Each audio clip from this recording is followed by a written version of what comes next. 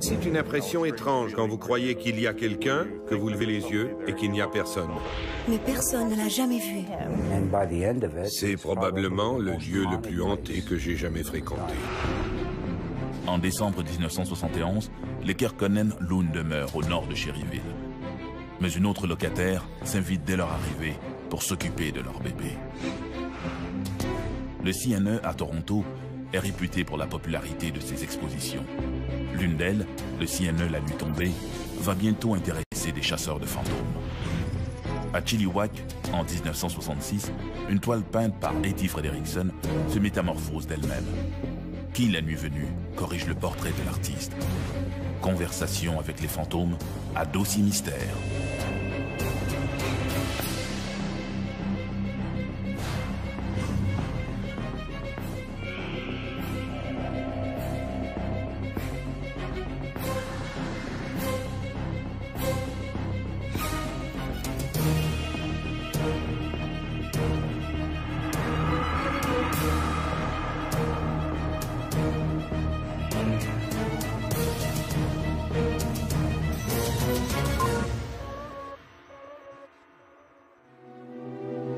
Les apparitions de fantômes sont généralement inexplicables. Il existe des cas cependant où les fantômes se livrent à des actions précises, comme pour attirer l'attention des témoins, comme s'ils tentaient de nous livrer un ultime message. Qu'essaie-t-il de nous dire?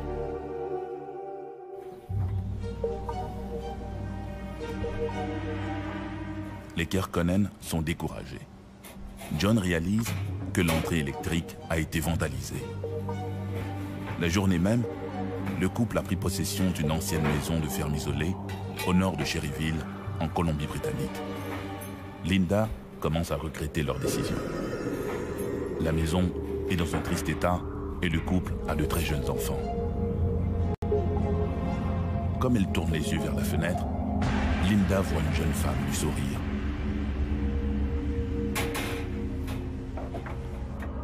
Dès que Linda l'aperçoit, la femme recule et disparaît dans l'obscurité de la nuit. John, John! Elle appelle son mari qui travaille dans la cave. John!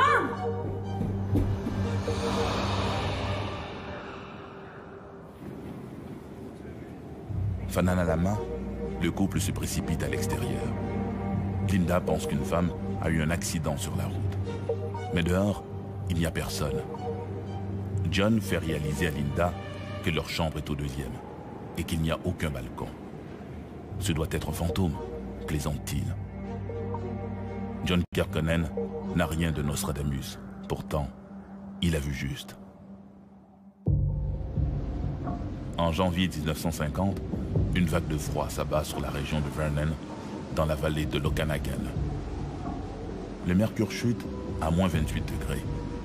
Dans cette région de la Colombie-Britannique, de telles températures sont rarissimes et les maisons n'ont pas été conçues pour affronter des froids sibériens. C'était davantage des constructions qu'on désigne comme étant des cabanes en papier goudronné, des maisons pour les travailleurs forestiers construites à la hâte. Les gens qui vivaient là se chauffaient au bois. Et pour faire monter la température, on présume qu'ils ont chauffé trop fort et qu'un incendie a éclaté. Le 19 janvier, un feu éclate dans le magasin général de Ferguson Mills, un hameau d'une trentaine d'habitations situé en banlieue de Cherryville. Les flammes et la fumée gagnent rapidement l'étage où vivent Adélard Michaud, sa femme Lorna et leur fils Victor, âgé de 18 mois. Adélard, qui s'est endormi dans le living room, est vite tiré de son sommeil. Mais le brasier l'empêche de se rendre dans la chambre principale où dorment sa femme et son fils. Son mari, Adélard Michaud, se précipite chez les voisins pour chercher de l'aide. On m'a raconté que d'autres travailleurs avaient tenté d'éteindre le feu et de sortir la femme de la maison. Mais ils ne savaient pas exactement où elle était dans la maison. Et le mari avait quitté la scène pour chercher de l'aide, plutôt que d'essayer de sortir sa femme et son bébé de l'incendie.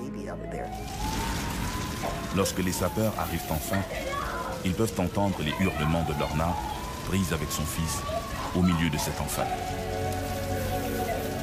Une fois l'incendie maîtrisé, les pompiers ne tardent pas à retrouver les corps de Lorna et de Victor.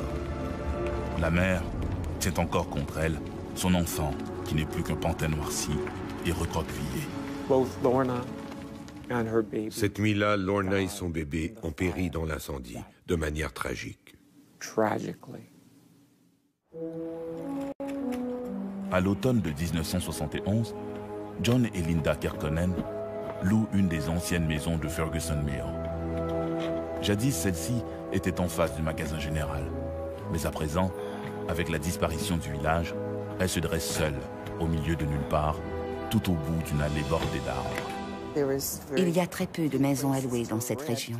Nous étions jeunes mariés avec des enfants et nous avions besoin d'un toit. Nous connaissions le propriétaire. Nous lui avons demandé de nous louer sa maison et c'est comme ça que nous nous sommes retrouvés à vivre là. Lambie, l'agglomération la plus proche, se trouve à 30 minutes de route, par beau temps. L'hiver, l'endroit est si isolé que la route est parfois impraticable. Nous étions en pleine campagne et il n'y avait pratiquement rien autour. Et de déménager là, c'est beaucoup de travail. Ce n'est pas l'histoire de quelques heures, mais c'est l'affaire qui occupe toute la journée et le soir, vous êtes très fatigué. L'endroit est vétuste.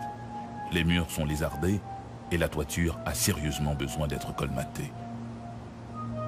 Même l'installation électrique n'est plus fonctionnelle. Avant que nous aménagions, quelqu'un avait vandalisé la boîte électrique et nous n'avions plus d'électricité. Nous avions des lampes à huile. En revanche, le loyer est ridiculement bas et le couple, qui passe une période financière difficile, voit plutôt l'affaire comme une opportunité. John est d'ailleurs un peu bricoleur et ses travaux de restauration ne lui font pas peur. Lorsque les Kekkonen débarquent, la saison est déjà avancée. Les nouvelles neiges sont là. Pour l'heure, leur préoccupation est de rendre l'endroit habitable et douillet. Heureusement pour eux, à défaut d'électricité, la chaudière fonctionne et chasse rapidement l'humidité et le froid. Linda pense encore à la femme en chemise de nuit, vêtue à l'ancienne, qu'elle a vue le premier soir à la fenêtre du deuxième étage de la maison. C'était à l'arrière de la maison, où les fenêtres sont assez hautes, de sorte qu'il est impossible pour qui que ce soit d'y apparaître cadré à la taille. Et lorsqu'elle est apparue, non seulement à la fenêtre de la chambre, mais également à celle de la cuisine, il est impossible que quelqu'un ait été assez grand pour être cadré à la taille. Quelques semaines plus tard, John se retrouve au sous-sol à alimenter la fournaise au charbon. Soudain, il a l'impression d'être épié. Il l'a aperçue une fois derrière lui au sous-sol. Elle le regardait attentivement. Elle l'a effrayé. Elle se tient là, au milieu de la pièce, vêtue d'une espèce de chemise de nuit. Elle le regarde en souriant. Surmontant sa peur, John s'adresse à elle. Il lui demande qui elle est. Mais le spectre reste silencieux. Doucement, comme si elle flottait dans l'air, l'apparition se retourne, glisse vers ce qui autrefois était la chambre à charbon et passe à travers le mur. Elle lui a tout simplement souri avant de traverser le mur. Personne ne peut traverser un mur de pierre en flottant.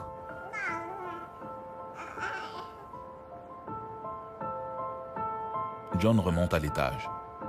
Estomaqué, il confie à Linda sa rencontre avec la femme mystérieuse en robe de nuit. Linda sait qu'elle n'est pas un fantasme. Elle la voit près de son bébé. Elle insiste, mais John ne voit rien. Cependant, il doit se rendre à l'évidence. Pour les Kekkonen, une réalité s'impose. Leur maison est hantée. C'est une réalité avec laquelle nous sommes devenus progressivement très à l'aise. Elle était là, comme une présence réconfortante.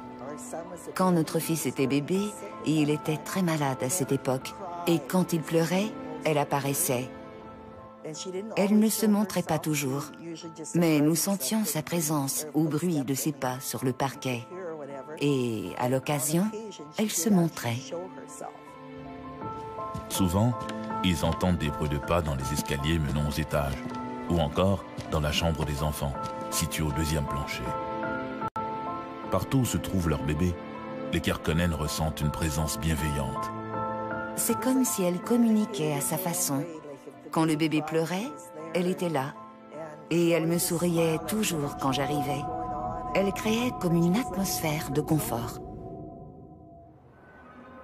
Aux apparitions de la femme en robe de nuit et aux bruits inexplicables, s'ajoute bientôt la disparition d'objets. John est numismate à ses heures. Il retrouve des pièces de sa collection un peu partout dans les endroits les plus inusités, comme si la présence communiquait par ce jeu. Durant les mois d'hiver, Linda se retrouve souvent seule. John, qui était bûcheron, travaillait loin de la maison et ne revenait que les week-ends. En conséquence, c'est Linda qui devait pelleter la neige de l'entrée. Pour entretenir l'allée menant à la maison, elle doit parfois sortir pour pelleter. À ce moment-là, elle laisse les enfants seuls dans la maison. Nos deux enfants n'étaient que des bébés. Notre fils n'avait que quelques mois. Je ne me suis jamais sentie inconfortable de laisser les enfants seuls dans la maison pour sortir pelleter en hiver, pour déglacer le canal qui amène l'eau du puits. J'ai toujours senti qu'elle veillait sur les enfants. Lorsqu'elle lève les yeux vers la fenêtre de la chambre des petits, elle peut voir, derrière la vitre, une forme lumineuse qui la regarde. Elle sait alors que le fantôme veille sur les enfants. C'est comme si elle avait été auréolée de lumière pour qu'on puisse la voir. Il semble que Lorna ait été plus active à l'époque où la famille avait de jeunes enfants. Le printemps suivant, les Kerkonen sont obligés de déménager de nouveau. Le propriétaire de la maison ayant décidé de louer les lieux à un membre de sa famille. Nous avons vécu là de novembre 1971 à mai 1972 et nous avons continuellement senti sa présence durant tout notre séjour là-bas. Pour les Kerkonen, c'est une situation triste. Ils doivent quitter cette maison qu'ils avaient entrepris de rénover et en plus Linda doit faire ses adieux à cette mystérieuse femme aux cheveux bruns qui a veillé tout l'hiver sur ses enfants. Lorna aura été aperçue par 3 familles différentes sur une période de près de 50 ans.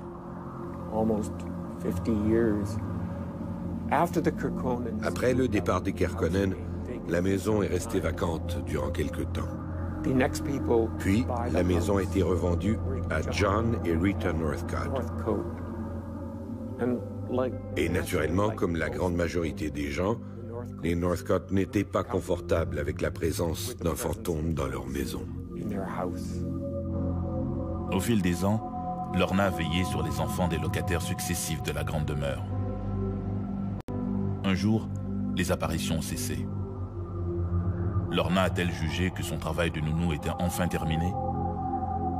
Que le temps était venu pour elle de se reposer pour l'éternité? Qui sait? Une vieille maison en décrépitude et sans électricité, située dans un secteur isolé, c'est l'endroit idéal pour tout bon chercheur de fantômes. Mais la plus importante foire annuelle du Canada, avec ses milliers de visiteurs, soir après soir, n'est pas a priori le meilleur endroit où rechercher des fantômes.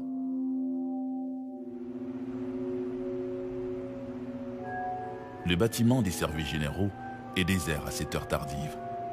Comme à tous les soirs, Gary, l'un des agents de sécurité, fait sa ronde dans l'édifice consacré à l'archivage des photos et des souvenirs des expositions depuis 1912. Comme à l'habitude, il est supervisé par le gardien-chef du quart de nuit, qui ne laisse passer le moindre oubli ou le moindre écart à la routine.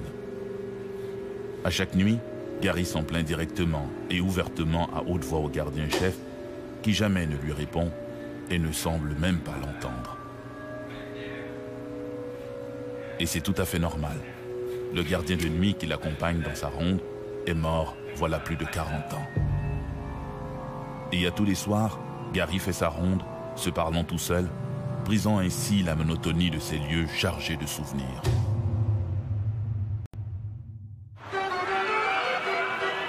L'Exposition nationale canadienne connue également sous les abréviations CNE, ou plus simplement X, est une foire annuelle estivale qui se tient depuis 1879 au cœur de Toronto. Pour le grand public, cette exposition est synonyme de lumière scintillante, de jeux et de rires saluant la fin de l'été. Cependant, pour le personnel, Aix est également un site qui recèle plein d'histoires secrètes, de tragédies, d'événements inexplicables, des fantômes oubliés de l'histoire.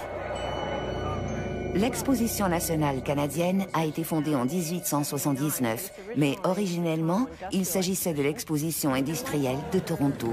Comme toutes les expositions de l'époque, elle avait été fondée non pas pour promouvoir uniquement l'agriculture, mais également les arts et l'industrie. Il y avait une prison juste derrière nous, un centre de transition pour les immigrants sur l'avenue Strong, et également un asile pour malades mentaux sur la rue Queen.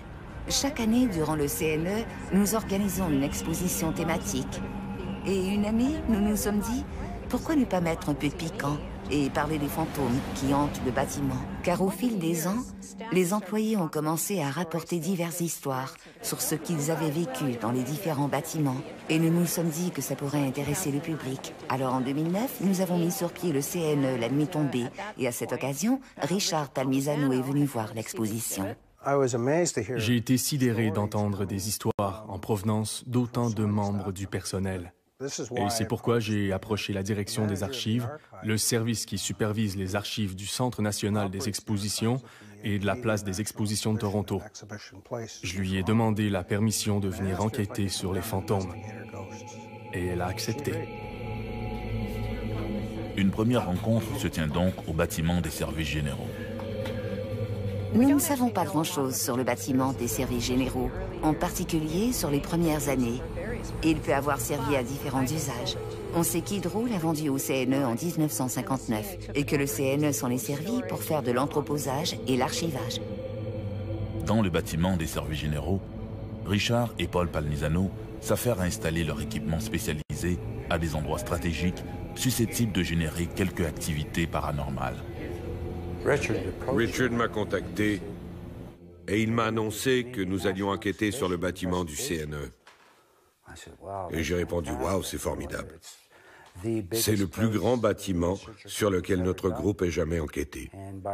Et en bout de ligne, c'est également le bâtiment le plus hanté que nous ayons exploré. Ces bâtiments sont massifs et sont en quelque sorte une place immense, avec de longs corridors qui forment de véritables labyrinthes. Nous devions entrer là-dedans et colliger des preuves concernant l'activité fantomatique. Richard Palmisano interroge d'abord les témoins pour tenter de comprendre ce qu'il doit chercher et où le chercher. Mais dès le début, un personnage s'impose dans tous les témoignages, le gardien de nuit. Nous croyons qu'un des gardiens de nuit est mort dans le building et tout le monde dans ce bâtiment depuis des années parle du gardien de nuit. Oh, ce doit être le gardien de nuit. Nous avons entendu des histoires concernant des clés. Quelqu'un marche dans le corridor et on entend un bruit de clé, mais personne ne l'a jamais vu. Quand j'étais nouvelle ici, je travaillais à classer des papiers et il voulait me surveiller. Il voulait être certain de ce que je faisais. Je montais, je descendais, je devais être à mon poste et je l'ai aperçu, debout, qui me surveillait.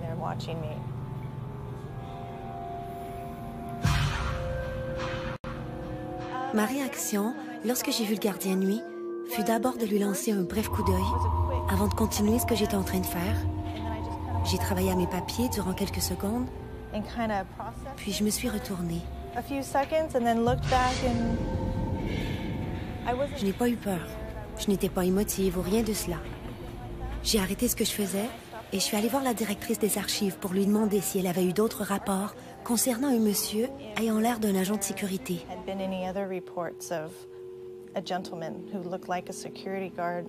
Elle m'a répondu, « Ah, au fait, il y a toutes ces histoires.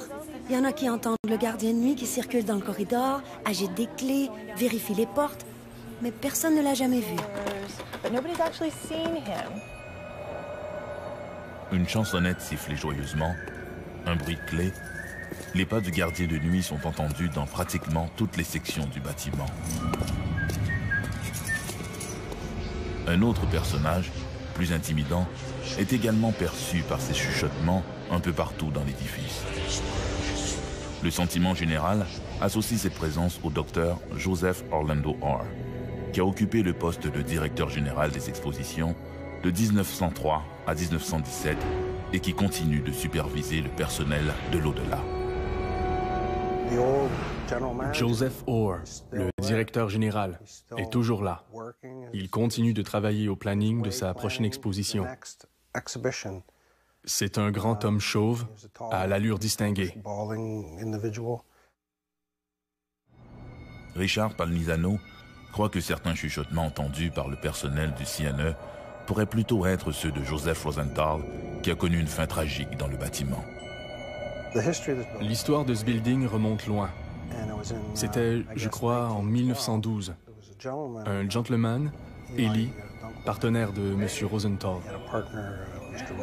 Il vendait les matériaux recyclables du bâtiment d'Hydro, une activité illicite. Il se faisait payer au noir.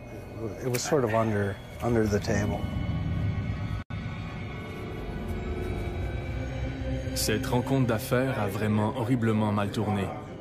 Les personnes avec qui il transigeait ce soir-là les ont attaqués. Malheureusement, pour M. Rosenthal, il fut assassiné à l'arrière du bâtiment. Son esprit hante toujours la propriété. Le docteur Joseph Orr et Joseph Rosenthal, portant le même prénom, créent une confusion dans les enregistrements EVP, acronyme de phénomène de voix électronique, écouté par Paul Palmisano. Son frère Richard croit que la proximité d'un relais majeur de transmission électrique crée un puissant champ électromagnétique qui favorise les nombreuses apparitions fantomatiques. C'est un peu comme un aimant qui attire cette énergie. Je ne sais pas, mais je crois sincèrement que c'est une installation électrique rattachée au bâtiment qui favorise la réception. Pour l'énergie spectrale, c'est un peu comme aller à son pub favori. C'est très attirant. C'est la seule manière dont je peux expliquer qu'il y ait tant de fantômes dans ce bâtiment. Une des présences les plus hostiles est d'ailleurs essentiellement ressentie au sous-sol de l'édifice, là où les câbles à haute tension desservant le site de l'exposition se rejoignent. Un gentleman nommé Michael Sullivan, qui était un monteur de ligne pour Hydro. Une nuit, il y a eu une explosion dans le bâtiment, au sous-sol. Et cela a pratiquement privé toute la ville d'électricité. Tout est devenu noir, mais heureusement, personne n'a été tué. Les pompiers ont éteint l'incendie et le lendemain, Michael Sullivan s'est présenté au travail pour tenter de réparer l'installation électrique. Pendant qu'il travaillait à genoux sur une plaque de métal, il a voulu attraper quelque chose et il a non seulement touché un fil où circulait du courant, mais son casque a touché le grillage métallique et il est mort électrocuté. Michael continue de hanter le sous-sol et il emprunte le monte-charge, monte et descend. La plupart des employés craignent d'utiliser ce monte-charge. Ils se sentent tendus. Ils sont énervés comme s'ils n'avaient pas à être là. De temps à autre, ils entendent siffler, mais il n'y a personne. Et si vous descendez au sous-sol, vous allez ressentir sa présence. Il est là et il essaie de vous mettre en garde. Il a le sentiment que c'est un lieu dangereux.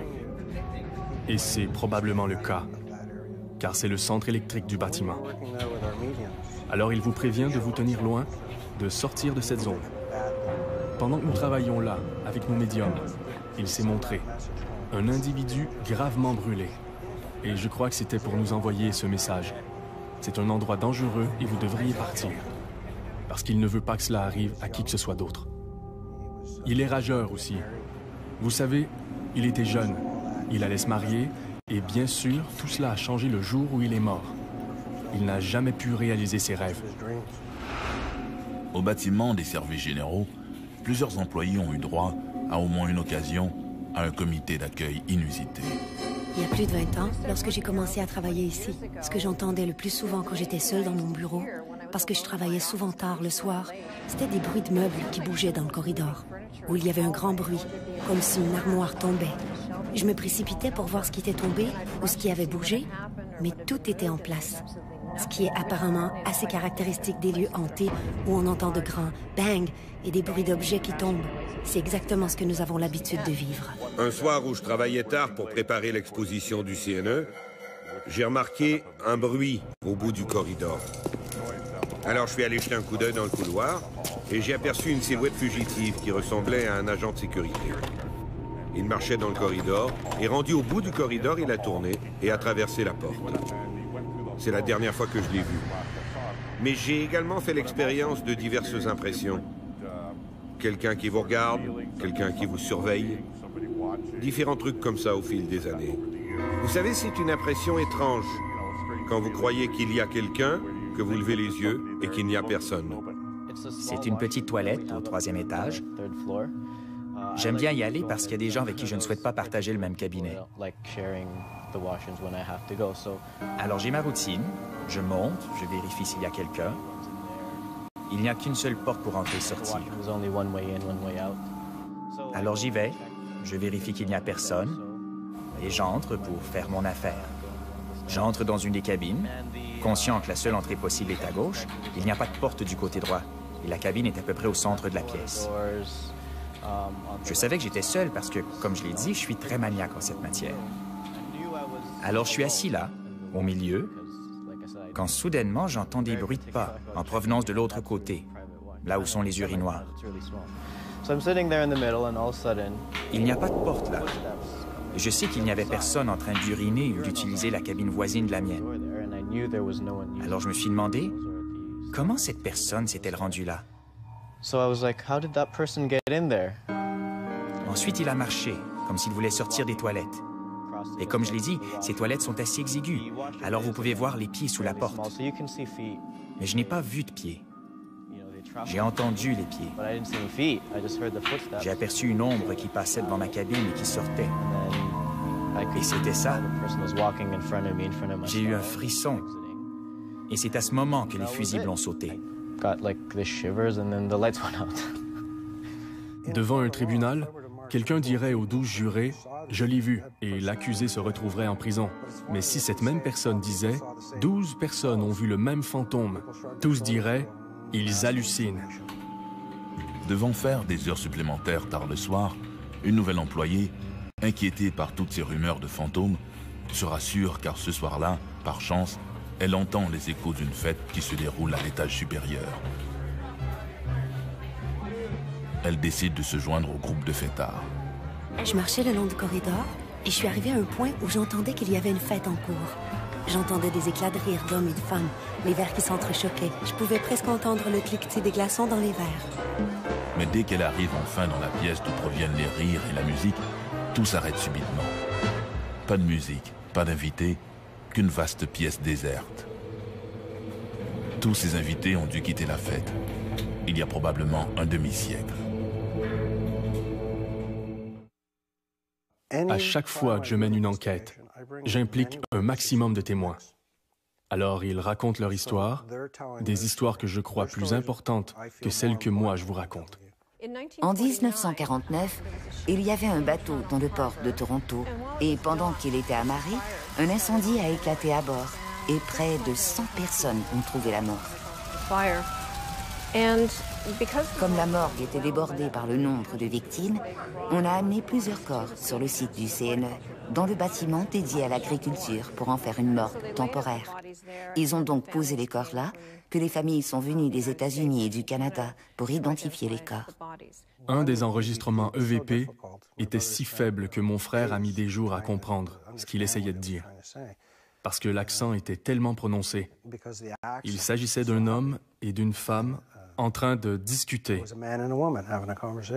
Une voix d'homme appelait Deborah. Et il lui demandait, il lui disait, « Combien de temps as-tu mis à faire ça ?» Et elle lui répondait, « 13 ans. » Je me suis dit, « Waouh, qu'est-ce qui peut prendre 13 ans à fabriquer ?» Alors nous avons fait jouer le ruban à la maison, et nous l'avons fait jouer encore et encore, et je continuais à entendre la même chose. « Combien de temps as-tu mis à faire ça ?» 13 ans. Je me suis dit, il y a quelque chose qui ne tourne pas rond. Je l'ai fait rejouer 7 ou 8 fois. Et finalement, Ce n'est pas du tout ce qu'il lui demandait. Il disait, « Combien de temps es-tu demeuré en Jamaïque ?» C'est similaire. Et c'est ce que permet l'enregistrement. Vous repassez dessus plusieurs fois. Alors, en tant qu'enquêteur, cela m'a appris qu'elle était jamaïcaine.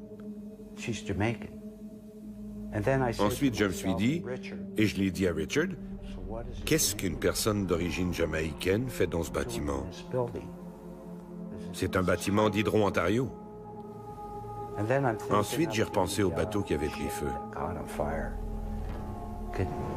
Serait-il possible que certains de ces esprits habitent ce bâtiment? Certains devraient être là et d'autres non.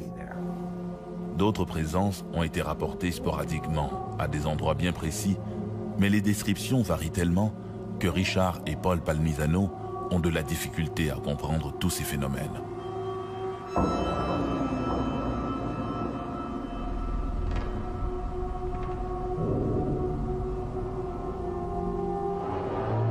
Nous avions le gardien, le directeur général, et nous avions une dame avec un enfant, vêtue d'une robe et d'un grand chapeau.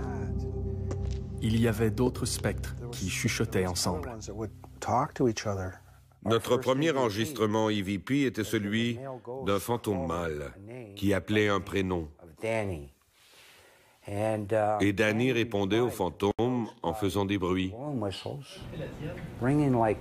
comme s'il secouait des petits jouets de bébé, des maracas ou d'autres instruments qu'il semblait porter sur lui.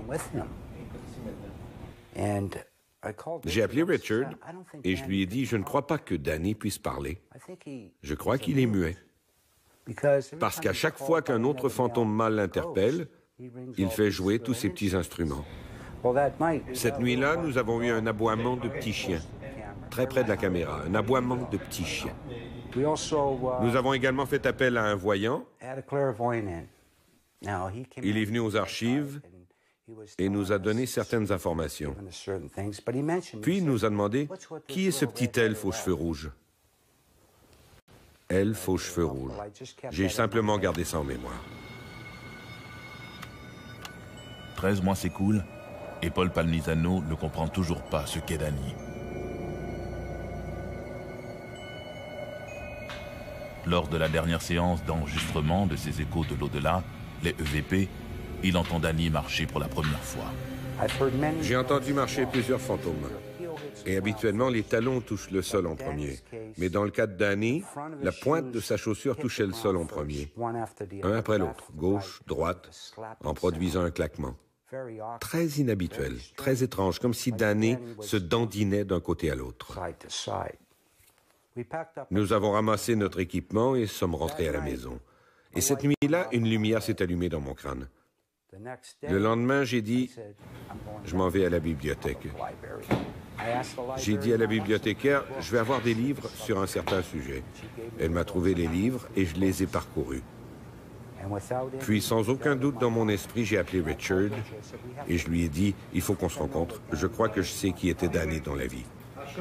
Nous nous sommes rencontrés, nous avons pris un café, puis il m'a demandé, qui crois-tu qu'était Danny? Je lui ai raconté que je revenais de la bibliothèque et que tous ces sons, ces petits instruments, ces petits chiens qui aboient, ce petit elfe aux cheveux rouges, sa manière de marcher, je crois que dans la vie, Danny travaillait au Canadian National Exhibition à titre de clown. Il avait des souliers de clown. C'est ce qui explique le claquement.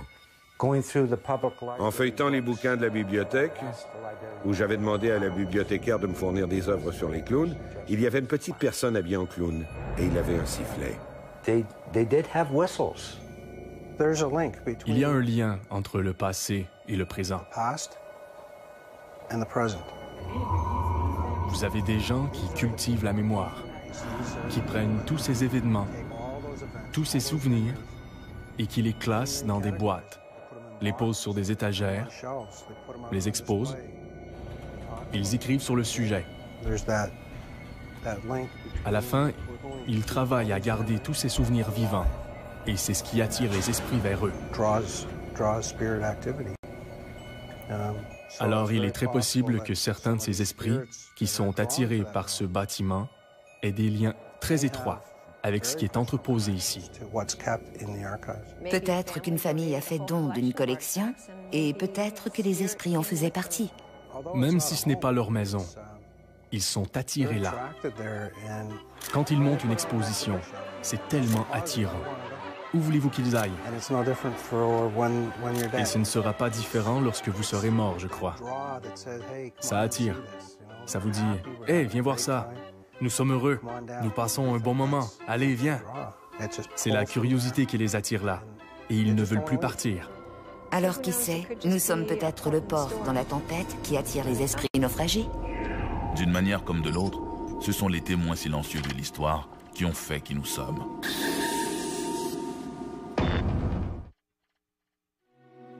Au CNE, les nombreuses apparitions ressemblent à des projections, comme si les témoins voyaient se dérouler sous leurs yeux des événements du passé, des personnages défunts, tous prisonniers d'un film invisible.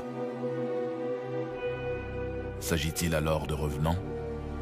Dans d'autres histoires, la volonté derrière les manifestations est beaucoup plus claire, comme dans l'étonnante histoire de Etty Frederiksen et de son tableau « Hanté ».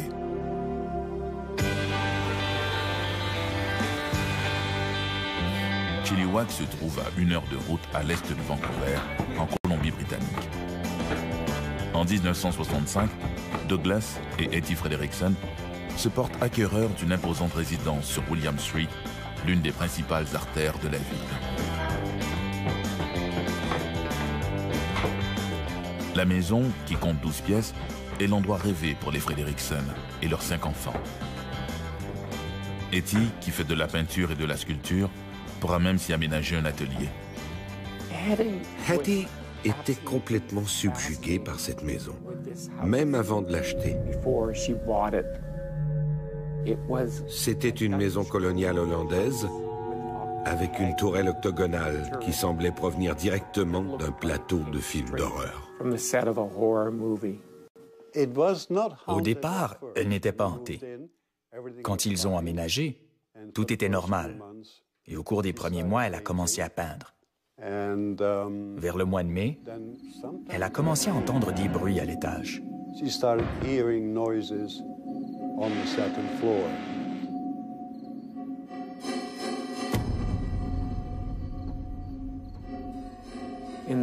Dans la chambre d'amis, qui semblait être le centre de cette activité, elle s'est rendue compte que la porte de la penderie ne restait jamais fermée.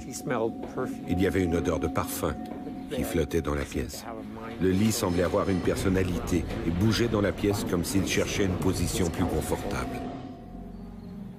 Nuit après nuit, Etty fait un cauchemar récurrent. Elle a écrit plusieurs lettres où elle racontait qu'elle faisait un cauchemar récurrent. Dans son rêve, elle regardait en bas, depuis le plafond, le plancher du couloir de l'étage. Sur le plancher, elle pouvait voir une petite femme vêtue d'une redingote rouge et jaune et qui avait une expression de terreur sur le visage. Hattie rêvait d'une femme étendue sur le sol, portant une robe fleurie rouge. De toute évidence, elle était morte. Comme ses rêves progressaient, elle apercevait le corps de cette femme qui se momifiait. Elle était fascinée. Elle n'en tirait aucune conclusion, mais elle voulait en savoir davantage à propos de la maison. En mai 1966, persuadée que cette femme n'est pas qu'une simple image onirique, Etty se met en quête de découvrir son identité. Elle croyait que, si elle passait la nuit dans cette chambre, elle se disait qu'elle verrait peut-être les tiroirs s'ouvrir ou le lit bouger. Mais rien de ce genre ne s'est produit. La deuxième nuit, elle a aperçu quelque chose à la fenêtre. Ce n'était pas vraiment un visage très net, mais une forme humaine, comme une ombre claire. La troisième nuit, elle y est retournée et a cru apercevoir la présence de nouveau. Elle a cru que c'était très intéressant et a tenté de traduire sa vision en peinture. Comme elle n'avait pas une idée claire et précise de ce qu'était ce visage, elle n'a dessiné que la moitié du visage et a laissé l'autre moitié dans l'ombre.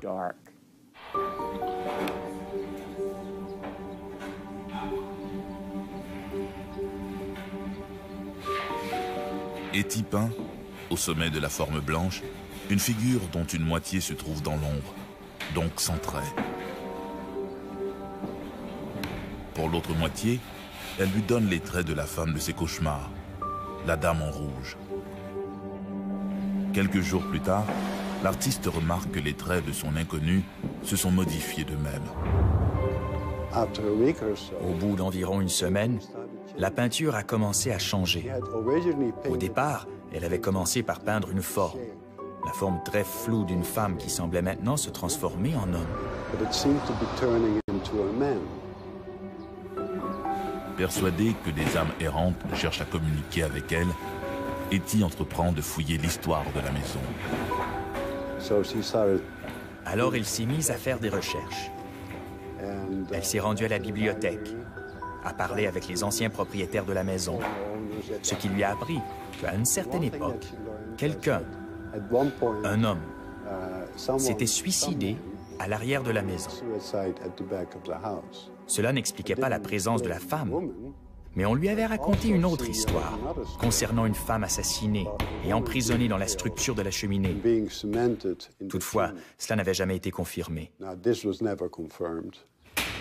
Ma mère tenait absolument à ouvrir le mur pour se rendre à la cheminée qui avait été scellée. Etty découvre également, dissimulée sous un papier peint, une porte dérobée menant à une minuscule pièce située au grenier. Elle était également fascinée par la tourelle, la tour sur le flanc de la maison. Et elle voulait jeter un coup d'œil sur ce qu'il y avait là. Alors elle a retiré le panneau et s'est introduite dans la tourelle. Quand elle est entrée, elle a aperçu, à part les araignées qu'elle n'aimait pas du tout, une petite poussière blanche sur le plancher du 3e étage. Et c'était la même poussière blanche qu'elle avait vue dans son rêve. Un des grands mystères est ce qui est arrivé à la peinture. On raconte qu'elle avait été achetée par une station de radio dans le cadre d'une vente de charité. On ne sait trop pourquoi, mais la trace de cette peinture a disparu.